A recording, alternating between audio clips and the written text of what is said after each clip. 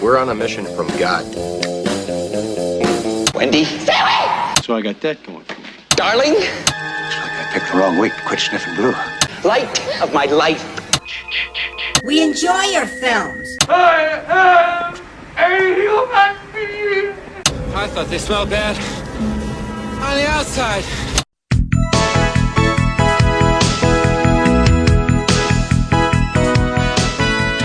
Welcome to Vintage Video, where we're rewatching the 80s so you don't have to. We'll be reviewing every major film release of the 1980s in real time, overanalyzing what you've seen and spoiling what you haven't. I'm Patrick O'Reilly. I'm Jesse Bayless. And I'm Richard Wells. And today marks the 40th anniversary of the release of First Family on December 25th, 1980. It was written and directed by Buck Henry and released by Warner Brothers. Eliza Dushku will be born 5 days from now. It was as close to a birthday as any movies would release. The ending we saw was entirely reshot after an overwhelmingly negative test screening. I have to assume they didn't test screen this ending either. There wasn't time. Yeah. We'll just go with this. And they must have only shown the ending to people before. Why would they only reshoot the ending? I mean, this ending does feel like it was tacked on, but Yes. we'll get there. Maybe. We open with a title card that reads, "Politics is not an exact science. Otto von Bismarck." This is an actual quote from Otto von Bismarck. Who was who? He was the first chancellor of the German Empire. It's not interesting or relevant to the story at all, I didn't think, other than that they involve people in government. But it seems like a joke would have worked here. Yeah, I was going to say, it's not really, this movie isn't about politics at all. No. They just happen to be Politicians, yeah. Yeah, it's a workplace comedy. It's a workplace comedy. Essentially. We start the film with an address from the American president over black. The list of names we see during this opening credits is insane. Gilda Radner, Bob Newhart, Madeline, Kahn. We fade up on a television beside a fireplace at night as two people are having sex and ignore it, or I guess they're gearing up for sex. They're still rounding the bases. It's called foreplay, Patrick. Yes, I forget the word. I've researched it a bit. More names show up. Richard Benjamin, love him. Bob Dishy, great. Harvey Korman, love him. Austin Pendleton. These are wonderful people. Rip Torn, Fred Willard. What is going on? This movie is going to be bad. I already know. And there's this many people that I like in a row in a movie. It's not good. You just can't do it because you don't carve out enough space for everybody to be great. Yeah. Although I think Anchorman did a pretty good job, speaking of Fred Willard. Music credit here is given to John Philip Sousa, who composed all the most famous American military marches, which will be used in place of a score by the film. Suddenly, the couple about to have sex are interrupted when the Secret Service busts in and takes the girl away. Gilda Radner, who is playing Gloria, what is the last name? Link. Gloria Link, the daughter of the president, it turns out. And she apologizes to the man she's being taken away from. Her father is the one on the television here. Most surprisingly, none of these Secret Service agents stay behind to question the man who was here with the president's daughter. You'd think that someone would have been in charge of taking his information and accusing him of something falsely.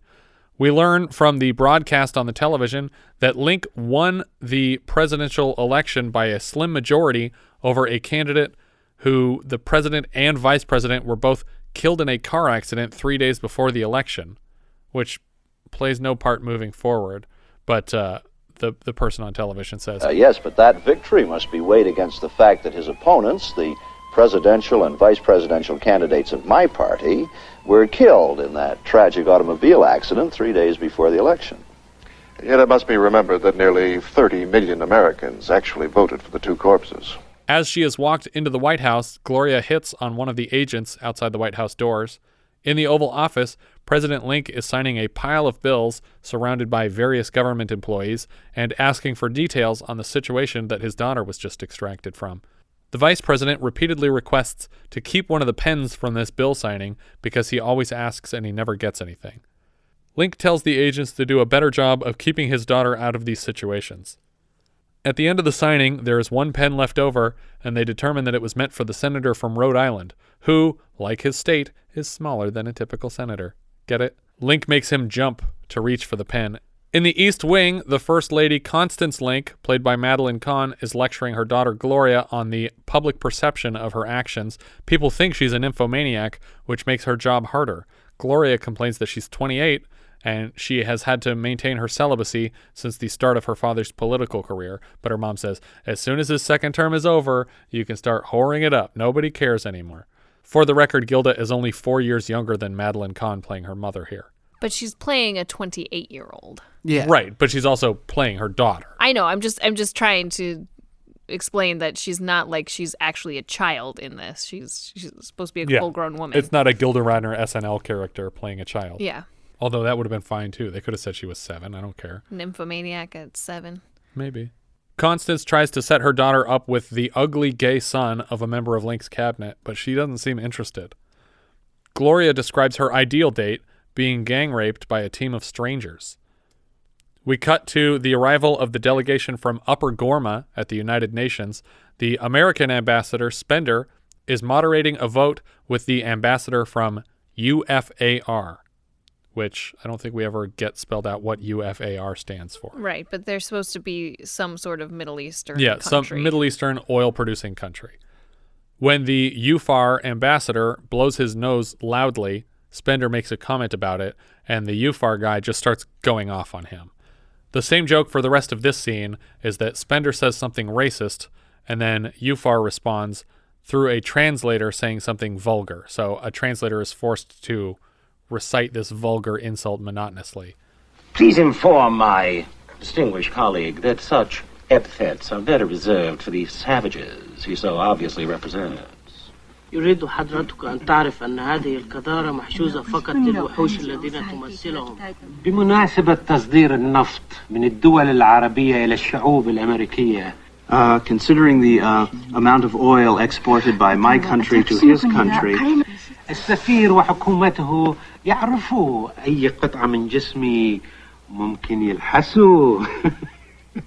The American ambassador, like his government, knows what section of my savage anatomy he may kiss. Eventually, UFAR's insults get so personal as to cause Spender to fly off the handle, and he leaves the UN, demanding a personal apology in exchange for his return. The Upper Gorma delegation waits in the lobby, and the American representatives start a race with the representatives of an Asian country, I think Japan. They never say. It just play happens. Sort of. But I think because one of the actors here is credited as a Japanese ambassador. Also, as if the verbal racism in this movie isn't enough, the musical racism. Yes. Right. Where you get the Chinese like chiming music. Yeah, and then when it shows the gourmet delegation, it says drums. Yeah, and the Americans, it's always like a marching. Yeah. Yeah. I don't even understand why they're racing against each other here. It's we haven't made it clear yet why this is important. But I don't think they ever make it clear, because I understand that there's a vote that they want to get these guys on their side. But I think the other people are on the other side of the vote. Okay. So they're trying to win them over by getting there first. To make a good impression first. But both sides reach them simultaneously, and they just sort of pile up into each other over the couches in front of the characters. And I guess they thought this was funny. At the White House, Army Chief Dumpston, played by Rip Torn, barges into the office of Presidential Assistant Feebleman, played by Fred Willard. He wants to know about the disastrous talks at the UN this morning. He thinks Spender had an easy vote to win, and he blew it. Suddenly, a string of bed sheets drops down from outside Feebleman's window. Dumpston is confused by this, but apparently for Feebleman, this is a routine occurrence. Gloria is trying to escape the White House in pursuit of more sex, the implication being that the office and residential portions of the White House overlap at all, which I don't think they do. I think they're in opposite wings. Yeah. Also, although this is one of the funnier moments of the movie where you're just seeing all this stuff going on outside the window. And nobody's doing anything about it. Yeah. But this movie has many missed opportunities for something to be really funny or to turn something around and not go the way that's so obvious. Because what's going on in the background is she looks like she's about to subdue some gardener, and it's a really funny kind of standoff that they're having. Like Gilda Radner's character is like prowling towards them, and then they just tackle each other, and they keep rolling out of the bushes and being dragged back in. And I thought how this joke was going to go was Gilda Radner was going to come out dressed as the gardener, and then the gardener was going to be apprehended, dressed as Gilda Radner. Because you see the gardener tuck their clothes together and then run off. And I was like, oh, so that was Gilda Radner running off as the gardener. But then she comes back running into the window. Yeah. So I don't know where that joke was supposed to go. I thought it was just she wanted to have sex with the gardener. Because she just wants sex with literally anybody. And she saw a man and she's like, I'm going to have sex with that guy. But it didn't work out for her. Dumpston wants to know why so much effort was put into meeting with the Upper Gorman delegation. Feebleman explains that Upper Gorma is rich with elements needed by the military sector, and in exchange, they offer them American goods like rayon, Coca-Cola syrup, TV repair manuals, etc. Outside, we see Gloria attack a landscaper behind a bush, and then a whole team of White House officials come out trying to find her. Feebleman says that if they can win over the ambassador from Upper Gorma, they can regain the swing vote that they lost from UFAR this morning. When Dumpston learns that the Gorma delegation is staying in the White House, he is so shocked that he destroys a model ship on Feebleman's mantle. I think he's literally offended that they're letting African people stay at the White House. You know, it's really funny that you say that now, because you said it with another thing earlier when we were discussing it. I feel like there's so many jokes in this movie I don't get because of the racism. And it's like, why is, like, I didn't understand that. What is shocking him here that's making him destroy this thing? I'm like, well, he just destroyed it. Is it supposed to be funny because he just broke a thing? Like, I didn't understand that he was shocked at letting a black family into the White House. Like, that didn't even cross my mind. But I think that's the implication here. And like you mentioned, there's another joke coming up where I just have to guess at the racist joke that's being told because it's not clear enough. Before he leaves, Dumpston is informed at Ambassador Longo's request that they are holding a costume gala tonight and that the theme is American holidays. Dumpston announces that he has no intention of wearing a costume to an official White House event. The president meets in the hallway with the press secretary Bunthorne, played by Richard Benjamin, to request that he try to convince people that the White House is totally comfortable having black people as guests. Yes. Just try to make it look like we're glad to have a lot of black people in the White House, like we're comfortable. Exactly. Just as they're walking out the door, the First Lady suddenly runs back into the White House as if she's just realized she lost something. She forgot her camera. What is the joke here? I don't know, but it just goes on for a because we just hear her footsteps walking around the house for a long time. Yeah, and we get a quick cutaway of Gilda Radner trying to cut her way out of some bars that they've installed. Yeah. I think the joke here is that she just realized that there's going to be black people in the White House, so she went to go hide things like jewelry and stuff. But I don't know what's going on. I can only guess at what the racist joke was here. Because it's not like she comes back with anything. Nope. But she makes this realization like, oh, you're right, and then leaves right after they just said, make it look like we're happy that black people are coming to the White House. The president waits at the curb for the First Lady to return, and upstairs we see Gloria, like you said, using a saw to cut the bars off of her bedroom window. Apparently, Gilda's room is the entire upstairs of the White House. It points out every window above every door. When the First Lady returns, she trips and falls face first into the waiting limousine, and they head off to the airport to receive the delegation.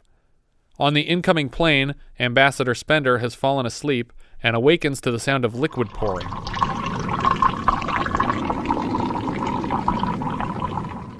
From our perspective, it looks like someone is peeing, and Spender looks understandably disgusted, but we zoom out a bit to show that someone's just pouring a drink for the ambassador from Upper Gorma, and now Spender looks less understandably disgusted. Yeah. Because nothing weird is happening around him, unless he's upset about the way that they pour drinks. As they approach Washington, Longo tells one of his underlings, which Spender then translates from a book to understand that Longo has just requested a human sacrifice, presumably to guarantee a safe landing of the plane. Suddenly, trash is blowing all around the cabin as his entourage throws someone from the plane.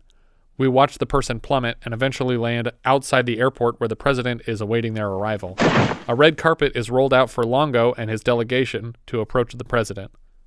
A band plays the American national anthem, and then the Upper Korman national anthem. Their anthem involves largely drums, and I think, again, was intended as a joke, but this could easily be a national anthem of an African country. It's not, like, exaggerated or weird enough to be a joke. Yeah. That's my problem here. This isn't a racist enough. The joke for the rest of this scene is that in place of learning English or employing translators, Longo has memorized random English phrases from a book and just blurts out random irrelevant passages over and over again. May I have peas instead of beans? The only joke in the scene that is mildly funny is when the First Lady says, yes. Like she's answering his question legitimately, not realizing that he's being weird. The president is obviously disappointed to learn that these important allies that they need to make a deal with are unable to communicate with them at all. Yeah. And a perfect missed opportunity for a joke, because Bob Newhart starts his sentence, "What you're telling me is what we have here." I was like, please say is a failure to communicate. Yeah. Is a bunch of very important visitors. And he doesn't. No. And like, that joke would have been great because Cool Hand Luke would have existed. Yeah. But this isn't a reference movie. This is a racism movie. He instructs Spender to locate the only man in America with any knowledge of their language. The president is gifted a large rock, which the delegation calls Jukara. The president's handlers then wave a Geiger counter over it, which is a remarkable instinct of theirs to be like, I wonder how radioactive this is. And it crackles away like a ton of Byzanium. You just happen to have that on you. Yeah. Why would you have that? Everywhere they keep it. Well, as soon as he opened the box, I was like, oh my God, please just let this be uranium. Yeah. His arms just start bubbling like William Hurt's. On the ride back to the White House, President Link operates a puppet of himself sticking out of the sunroof as it is pelted with things by people on the street.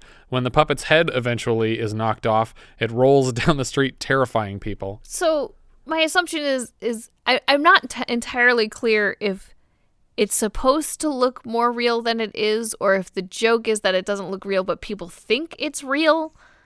I think it's just supposed to be a bad puppet of him. Yeah. Right, but people think it's real because that lady is screaming her head off when the puppet's head falls off. Well, a lot of the mileage comes from people just being stupid in general. Like the general public are just dumb. Right, but they're throwing stuff at it, which I assumed was because they also thought it was real and actually him. Right.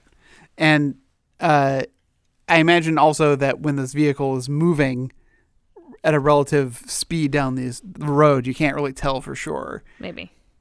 But that guy's shot was amazing. Yeah, he hits it twice, right? Dr. Alexander Grade is collected just outside of his workplace by the Secret Service and delivered to the president.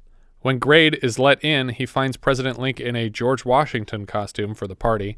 Link and Longo... At this point, I had forgotten that there was a party. And I was like, what is he wearing? What? That's what presidents wear. Well, and Austin Pendleton breaks. Yeah. He just starts laughing. And I was just like, okay, is this like a real moment or what? No, I think it's just supposed to be like, isn't it funny that he's wearing a George Washington costume and he's the president?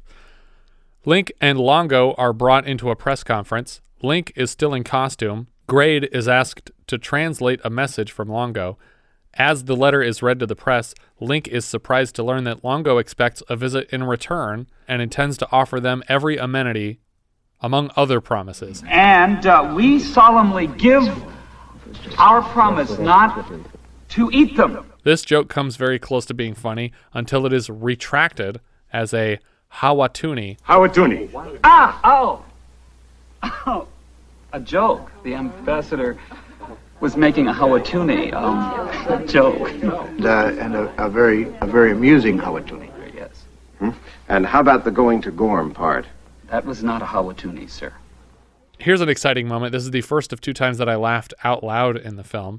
We have a pair of White House geologists that are analyzing satellite photography of Upper Gorm and have a number of unique geological structures circled on their map. One of them is impressed enough to whistle at what he sees, and soon they are both whistling at each other.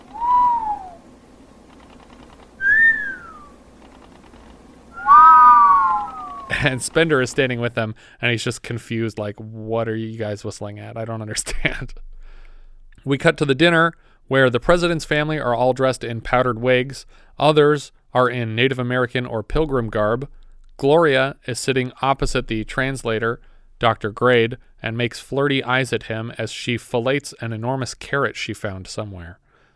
Link offers Longo a taste of their finest wine, and Longo offers him some of their national drink in return. Longo is most impressed by the Chaplet Chardonnay 76, and Link takes a sip of Longo's beverage before the translator can tell him what it is. Donkey blood, and cow urine, August. This is the second and I think last solid laugh of the film. that the inclusion of August is what killed me. So the scene earlier when he's pouring this same drink and we think it's urine, it actually is urine.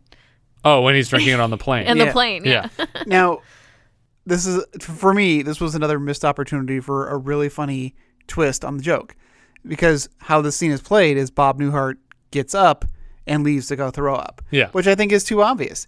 I think it would have been funnier if he goes, it's actually not that bad. Because he sips it and doesn't react much to it. Yeah. Like, he's not repulsed. Yeah. And it would have been funny, like... He's like, we need to get some of these cows. Well, or just been like, February was a better month that year. Or don't these savages know? Anything but where you would expect it to go, which was him just gross and grossed out. It looks like they employed a practical effect of shining a green light in his face to show that he's getting sick. But in the transfer that we were watching on SD, it's almost impossible to tell, other than that the lighting gets turned up a lot on his face. And then he rushes away to throw up, and everyone at the dinner is free to have fun as soon as the president's gone. Spender visits the president in the restroom and suggests that they assemble the Security Council immediately. Oh, I actually laughed out loud at this one because he's like... Sir, I think we should assemble the National Security Council immediately. In here? Not in here, of course. In the Oval, Grade is introduced to all of the major players. Feebleman is dressed as the Santa Maria. Bunthorne is dressed as Cupid. A.G. Scott is dressed as a turkey. All these costumes, by the way, are super corny and ridiculous. C.I.A. director Willie O'Malley is a leprechaun for St. Patrick's Day. VP Shockley is the Easter Bunny.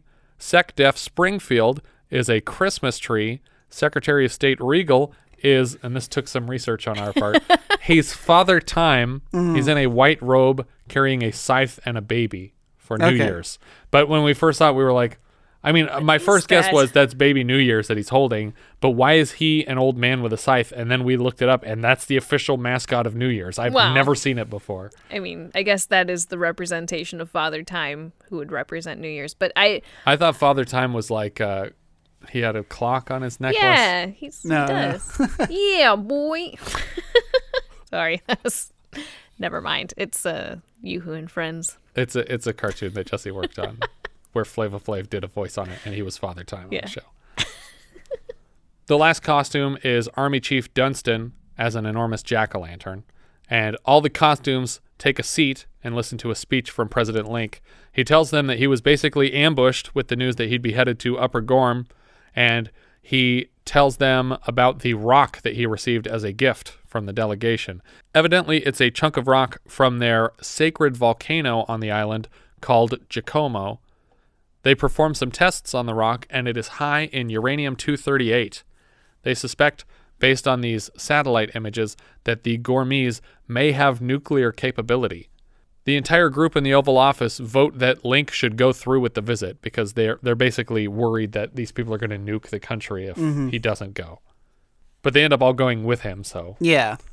The next day, driving to the airport, 4 Secret Service agents are standing guard around the president's vehicle, like standing up on the outside of it, which the only time I've ever seen it was in the footage of Reagan's attempted assassination. Right. Where they threw him in the car and then rode on the outside as they were leaving. But I don't think you would normally have Secret Service agents stationed on the outside of the vehicle. Right. Gloria rolls down her window to grab one of these men by the crotch, and he's so distracted that he falls off the car into the street. Before they board the plane, they all listen to a speech from Father Sandstone, who insists that the first family must believe in God if they're willing to get on this flying contraption. The Reverend here is being played by our film's writer-director, Buck Henry. For some reason, on the flight over, Grade is trying to teach the president to speak Gormese. Like that isn't the whole reason that he's going. Link is having a difficult go of it and quits the lesson. He shares with Grade a nightmare that he has, a recurring nightmare where he's eating clear soup. And that's the whole nightmare. I don't know why that's even a nightmare. They arrive in Upper Gorm, and it sort of resembles King Louis's part of the jungle in the Jungle Book. It's just like half collapsed buildings and like flat rock structures. As they approach the nation's leader, Link asks, "Which one of them is the head boogeyman?" And then a man steps forward and introduces himself. "I am the head boogeyman. Which one of you is the chief turkey?" We cut to a dinner where a full-size alligator, has been eaten, almost down to a skeleton. After a ceremonial dance, a Gormese comedian takes the stage and does a bit of stand-up, but the jokes are all lost in translation for the Americans. Next, a woman with a large snake is invited on stage for our second consecutive movie with someone wrapped in a snake. Link asks President Kalundra where he learned to speak English so good, and he says that his father, the late great dictator of this nation, sent him to the University of Miami. The woman on stage is killed by her snake, and Feebleman faints to see it. Link and Kalundra go for a walk together, and Kalundra says that he is prepared to trade them for the vote in the UN, because he knows that's the only reason they're here. You want to vote in the UN? Are you interested in what we want? Upper Gorma is not a superstate on account of not meeting the last requirement of his definition. He shares with Link the one thing they don't have. "And what is that?" "Oh, can't you guess what it is?" "No." "A repressed minority." "What?" "We are prepared to purchase from you at a reasonable price several hundred middle-class white Americans, various religions, ages, and occupations. As you might say in your country, a mixed bag of honkies." Link objects on moral grounds until President Kalundra points to his alcoholic wife and nymphomaniac daughter as signs that he doesn't have the moral high ground here. Link informs Kalundra that, despite public opinion, his daughter is actually a virgin, and everyone retires to their rooms for the night. Gloria and Grade wander out into the jungle together, and she starts undressing him until he leaves her and she is stolen away by a group of Gormese men. We cut to her in the middle of a stage wearing an afro wig for some reason. Dr. Grade is tied to a post, and he screams out for her when Kalundra says that she will be a bride for Jacumba.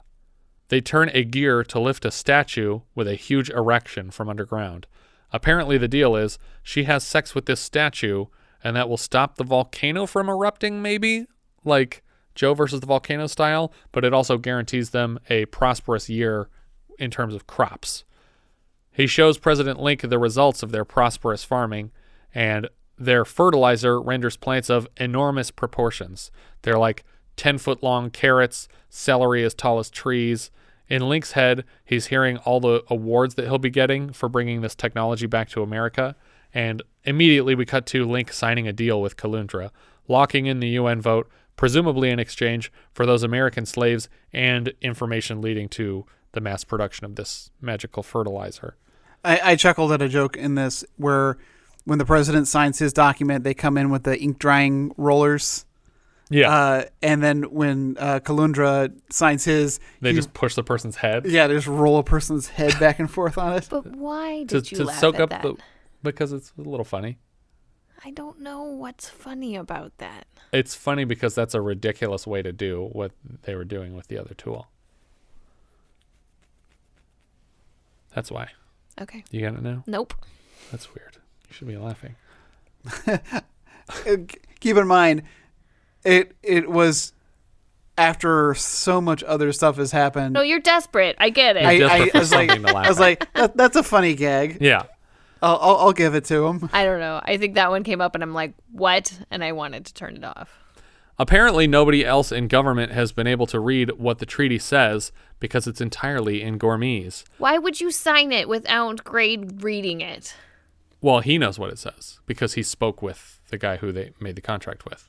Oh, so Okay. I see. So the implication is he knows he wants to be famous for what is bringing owed this to them, and he thinks that it's a fair price to pay for what he's going to get for it, but nobody else knows what's in this contract. Correct. The president is the only one who knows. Okay. The news reports that the president has hired landscapers to decorate the grounds around Washington, D.C., and that he's been working on this contract that he's going to sign with the Gourmets, and that nobody knows what it says, and nobody knows what he's doing in there. They just hear him laughing to himself and smiling, and he seems like he's in a really good mood about this contract. The man reporting this news on the television is the second character to be played by our writer-director, Buck Henry. A stage is constructed in the middle of an open field somewhere for the president to give an address. Grade arrives early and starts looking for Ambassador Longo when he is kidnapped by the rest of the higher-level White House staff who want him to read the contract. The president starts his speech, but the wind quickly blows it all off of his podium, and he is forced to improvise.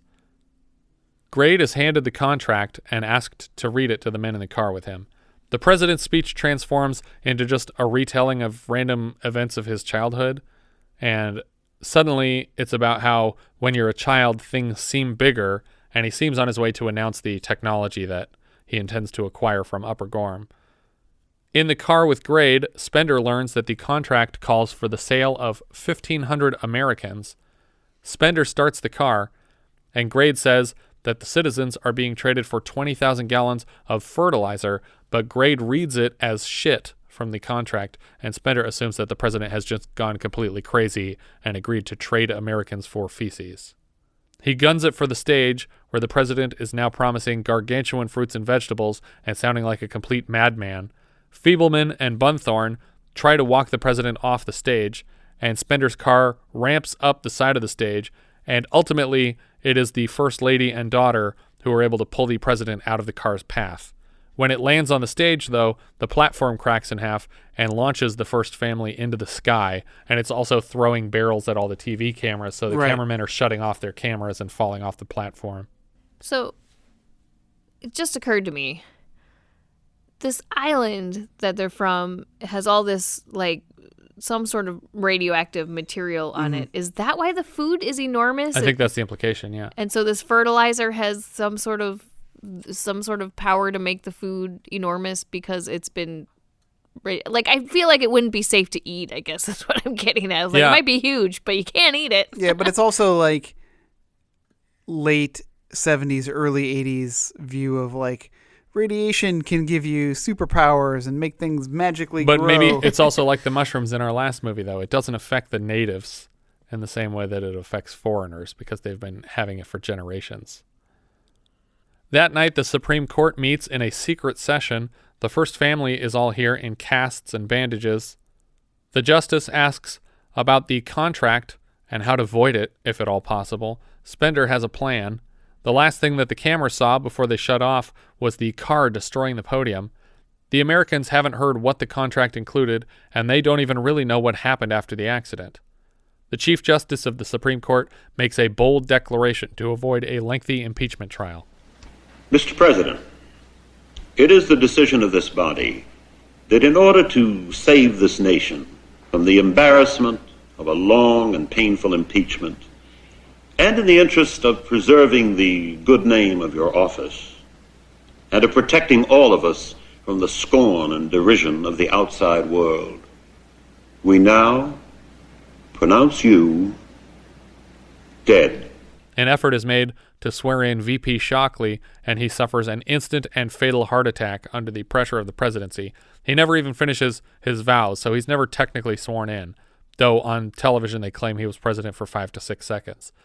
The next news story is about enormous vegetables, like the ones the president was describing, growing in all the recently planted gardens around D.C. It's essentially a precursor to the moment in Mike Judge's Idiocracy, where Secretary of Interior Not Sure is granted a reprieve when it's discovered that his novel approach to agriculture, i.e. watering plants, has actually been shown to work. So wait a minute. What you're saying is that you want us to put water on the crops? Yes. Water? Like out the toilet? Well, I mean, it doesn't have to be out of the toilet, but yeah, that's the idea. But Brondo's got what plants crave. It's got electrolytes. In this movie, the dead president, who insanely they haven't killed yet, is approached to move forward with the contract with the Gourmets. I don't know why they need the old president for this. Couldn't they just reach out to the Gourmets and say the contract is still on? I mean, yeah, because there's never been a situation where the President Kalundra has said that I'll only work. Right. There's nothing President special about Link. Yeah. If he is to come back, the president wants more vacations, the first lady wants to redecorate, and Gloria wants a statue with a big dick to have sex with. The president is being spoon-fed clear soup as he reminds the men that they will need to sacrifice a virgin every year to keep the crops plentiful. Wait a minute. They think I'm dead. Yes.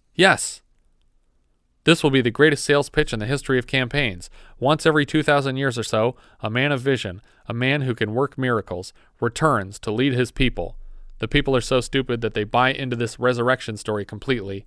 The people applaud the family the whole way back to the White House, and Gloria notices the Gourmet statue is now in the White House lawn and winks at it as it gets a massive stone erection. The end. A stoner? There you go. No. What I wanted to happen here was when they're driving to the White House, and you see the giant vegetables and stuff. Well, no, you see the first family standing out of the sunroof of the car as it's approaching the White House. I wanted them to cut inside the car, and they're all down there like controlling them. And the president's just like, "Wow, these things are getting better every year." Or that it's puppets in the car controlling the people. Oh my God! Or his head falls off. Something. And just blood starts gushing out. But yeah, that's the end of the film. So I'm guessing that the reshoots started with them finding the giant vegetables, because we never actually see the giant vegetables.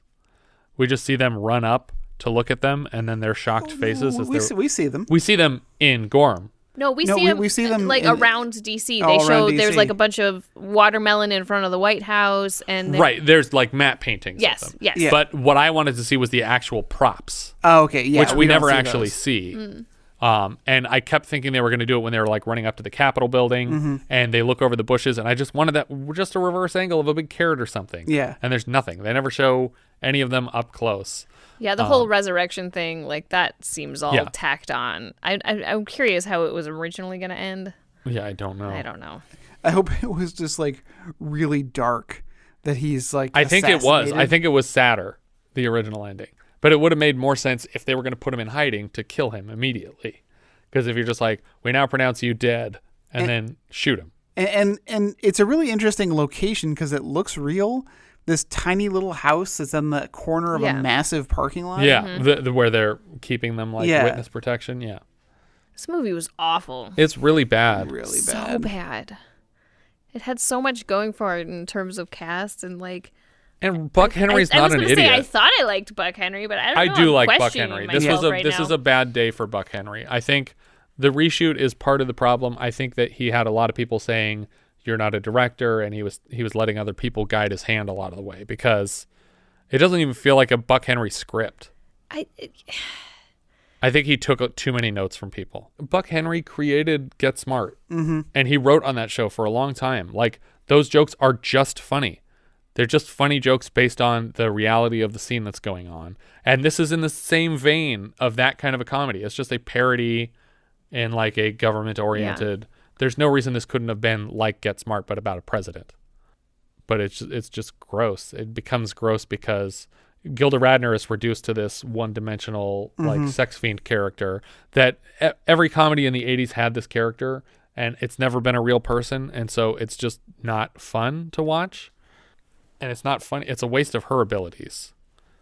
And Madeline Kahn gets nothing to do for the third time this year. Yeah. 3 movies have wasted her this year. Well, and the worst scene for her is when she's trying to explain how wonderful it is to see black people in the White House. It's like, they're always so well-mannered and well-dressed. Yeah, it's really uncomfortable. And it's like, why is this a joke? Why is this the constant joke? Yeah, because if you're a racist person, you're not going to even get that that's a joke. Like, you're not going to be self-critical about that, because you're going to think like, oh, those are nice things that she's saying, and you're not going to think about how condescending and shitty it is. Unless you made that the joke, like, oh, he's the president, but he's super racist, like, and that's not funny. but it's less funny to have him say it all the time. Yeah. Yeah. I don't know. Like, because like you look at like what Carol O'Connor on the Family, right? Like he's America's racist. favorite racist. Yeah, he's racist. Well, for a long time it was anyway. Yeah. They traded him in. But that's like part of the joke is that he's in the wrong. Yeah. And you're supposed to be laughing at him. Yeah. And that doesn't happen in this. Everyone is on his side. Yeah, exactly. Yeah. And that's not how it should be. That's not funny. Really, the only person who's not is Kalundra.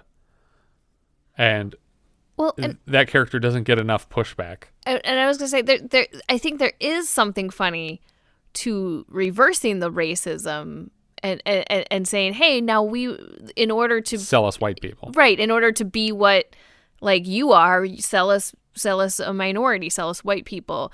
But that doesn't really get explored a lot, right? And they don't actually have anything to gain by becoming a super state, as he says, because it's not going to change their land mass. It's not going to change the way their country runs at all. He just wants to be looked at as more like other countries. Yeah. But I don't think that would happen even if they had a subjugated race of people in their country. But I do like that joke in and of itself, that is the thing that then sets you apart. Right, yeah. It's funny that you mentioned Joe versus the volcano because the plot's similar, where Lloyd Bridges wants the mineral rights. Yeah, and they give him Joe as a sacrifice. Yeah. Yeah. Our writer-director here was Buck Henry. We've discussed his work earlier this year as the writer of and actor in our Patreon review of Catch-22. He also created Get Smart, which was adapted into this year's feature film, The Nude Bomb. And he also appeared in Gloria this year as a leaky bookie whose son is entrusted to the care of a badass neighbor lady. He also wrote The Owl and the Pussycat, which was not selected by our patrons this year, and Day of the Dolphin, which was inspired by the works of the same scientist, John C. Lilly, as our previous film, Altered States. He also wrote The Graduate and What's Up, Doc? One of his later roles was as Liz Lemon's father, Dick Lemon, on 30 Rock. Wouldn't be a lemon party without old Dick. This was his first film directing solo after having co-directed Heaven Can Wait with Warren Beatty. Cinematographer Fred J. Konekamp. Earlier this year, he was a DP on When Time Ran Out and The Hunter. He also lensed Papillon, Towering Inferno, and Patton. Editor Stu Linder. He was an editor for My Bodyguard this year, as well as Diner, The Natural, Good Morning Vietnam, Toys, and Sphere, among others. So all Barry Levinson films? Yeah, basically. I think he did Envy too, and a lot of Levinson. Gilda Radner played Gloria Link. She was an original Not Ready for Primetime player on NBC's Saturday Night Live. Earlier this year, she lent her voice to an animated TV movie called The Animal Olympics. She gets top billing, too. Yeah, she does. And she was briefly considered for Olive Oil earlier this year, but had to drop out when they couldn't schedule production around the upcoming SNL season. We also mentioned her in our review of Stir Crazy because the Gene Wilder film was rewritten after Pryor dropped out to make room for Gilda to be his love interest for the story. She was also in The Last Detail, as well as The Woman in Red and Haunted Honeymoon, both directed by her hanky-panky co-star and husband, Gene Wilder. She unfortunately passed away of ovarian cancer at the age of 42. Bob Newhart was President Manfred Link. He was also Major in Buck Henry's Catch-22. He provides the voice of Bernard in The Rescuers and Rescuers Down Under. Obviously, he's in lots of TV shows named after himself, and he's Papa Elf in Elf. Madeline Kahn was Mrs. Constance Link. She also appears in What's Up, Doc, written by Buck Henry. She's Trixie Delight in Paper Moon, Lily Von Stoop in Blazing Saddles, Elizabeth in Young Frankenstein. Earlier this year, she was in a film called Happy Birthday Gemini, adapted from the play Gemini, but it doesn't look like it's screened anywhere outside of New York. This year, we have also seen her for very brief and wasted appearances in Simon, which was remade as our previous film, and Holy Moses. She's back next year in History of the World Part 1. She's also in Yellowbeard, Clue, An American Tail, and Bug's Life. And depressingly, she also succumbed to ovarian cancer at 57 years young. Richard Benjamin played Press Secretary Bunthorne. He was Major Danby in Catch-22. This is his last of 4 films this year after Witch's Brew, How to Beat the High Cost of Living, also starring Fred Willard, and The Last Married Couple, also starring Bob Dishy. We'll see him next year in Saturday the 14th, and he's obviously directed a bunch, but we've gone over those. Bob Dishy played Vice President William Shockley. He was Howard in Last Married Couple earlier this year. He's one of the divorced couples. Harvey Korman played Ambassador Spender. He was Captain Blythe in Herbie Goes Bananas earlier this year, and he'll also be back for History of the World Part 1 with Madeline Kahn next year, with whom he had also appeared in Blazing Saddles. He's also the voice of the Great Gazoo. Austin Pendleton was Dr. Alexander Grade. He also appeared in Catch-22, as well as The Muppet Movie alongside Madeline Kahn. He's the head of the company that made Johnny Five in Short Circuit. He's Gurgle in Finding Nemo, and he was one of the scientists working in the sensory deprivation chamber in Simon, not in Altered States. Rip Torn was General G.E. Dumpston. He's Zed in the Men in Black movies. He's Tom Green's dad in Freddy Got Fingered. He's Arthur on The Larry Sanders Show, and he's Patches O'Houlihan in Dodgeball. We last saw him in One Trick Pony. Fred Willard played Presidential Assistant Feebleman. He's Ed Harkin in the Anchorman movies. He's in a bunch of Christopher Guest stuff, and we lost him this year. So keep your eyes peeled. His last project was Space Force. No, no, he's dead. Taste. Sorry, he's dead. So he's dead. Well, that's it. His last project was Space Force, which I just heard got renewed for a second season this year. So what does that mean? 1 season left? What does Netflix do? 3 seasons before they unceremoniously cancel everything?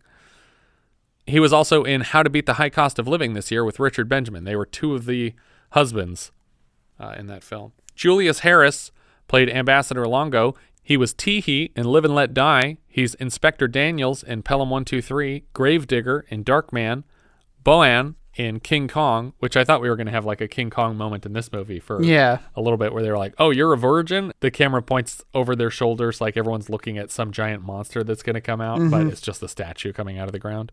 We also had him earlier this year as Fred the Chef in Gorp. Roger Bowen played Senator William Wild Bill Hubley. He appeared earlier this year in a different Patreon War movie, MASH, as Lieutenant Colonel Blake. Bobby Porter played the Rhode Island Senator. He played Minimax, the shrunken double of Maxwell Smart in The Nude Bomb earlier this year. He'll also appear as a ventriloquist next year in Under the Rainbow. He's a monster kid in Night of the Comet, a zombie kid in Return of the Living Dead, and his earliest credit was as Cornelius in Battle for the Planet of the Apes. Chow Li-Chi played the Chinese ambassador. Earlier this year, we saw him as Jackie Chan's father in Battle Creek Brawl. He's Uncle Chu in Big Trouble in Little China. He was in 213 episodes of Falcon Crest, credited strangely as Chow Li-Chi, his actual name. I don't know why that is, unless he's playing himself on that show. I never saw Falcon Crest. He's also June's father in Joy Luck Club, and more recently, his final film credit was as Chung Ling Soo, the elderly magician character in Christopher Nolan's best film, The Prestige, the one that hides the fishbowl between his legs as he crawls into the theater. Miriam Flynn played Feebleman's secretary. She's Cousin Eddie's wife in the Vacation movies. She also provides the voice of Grandma Longneck for the bulk of the Land Before Time series, as well as Taz's mom on the Tasmanian Devil Show. Tony Plana was the White House gardener that gets attacked outside. He's also Jefe in The Three Amigos. But yeah, it falls flat. The editing is really slow, especially like that whole last sequence where they're waving to people.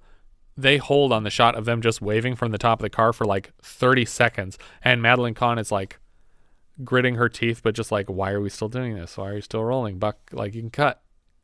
Yeah, the editing on this movie was bad, but the editor has a bunch of good movies on his list. Yeah, but not at this time. Yeah, I mean... This feels like it was supposed to be a TV thing. He did My Bodyguard. Yeah, I didn't like that. I liked it. I know you did. Yeah, I did not like this movie. No. But after that, okay, so our editor here, Stu Linder. Yeah, he had good stuff. He had good stuff. Toys, Quiz Show, Sleepers, Sphere. Yeah, Rain Man, Good Morning Vietnam. It's good stuff on there. Yeah, but this was a learning experience for him, I guess. Or maybe not. Maybe it was a not learning experience. But either way, when you have this many really genuinely funny people in the same movie together, it almost never works out. Especially if you're trying to make it an ensemble piece where all of them have lines all the time. Like, if they're coming in and out of the story, it might have been a little bit safer. But if you're giving every single one of them a line in every scene, it's not going to work because people have different ideas of what's funny. The energy is going to change from character to character. I feel Bob Newhart's comedy in general is completely different from like Harvey Korman's type of comedy, where Harvey Korman is very big and in the scene and chews the scenery and has a lot of like speeches and facial expressions, where Bob Newhart is always like more like Charles Grodin. But Charles Grodin and Bob Newhart, I think they both work better as the straight man. Yeah, and he is, though, in this movie, I think, Not generally. completely, with the exception of his bizarre racism. Yeah. Which is just uncomfortable because there's not someone bouncing off of him going, oh, can we not say that in front of the cameras? Like, there's nobody correcting it. But yeah, I mean, I do like Bob Newhart. I like Richard Benjamin, Fred Willard. And Richard Benjamin is perfectly fine in this movie. I do like the one scene where he's asking for permission to, can I leak something? Can I deny something? Yeah. like he He's just looking for the tools. Yeah, he wants to really like just like get the opportunity to use his like wheelhouse of misinformation. I think Fred Willard didn't really get to do much, but that was the same problem that I had in How to Beat the High Cost of Living, which was that Fred Willard is playing too much of a straight man. He doesn't get to say silly things. Right. And we basically don't see Rip Torn after the pumpkin costume.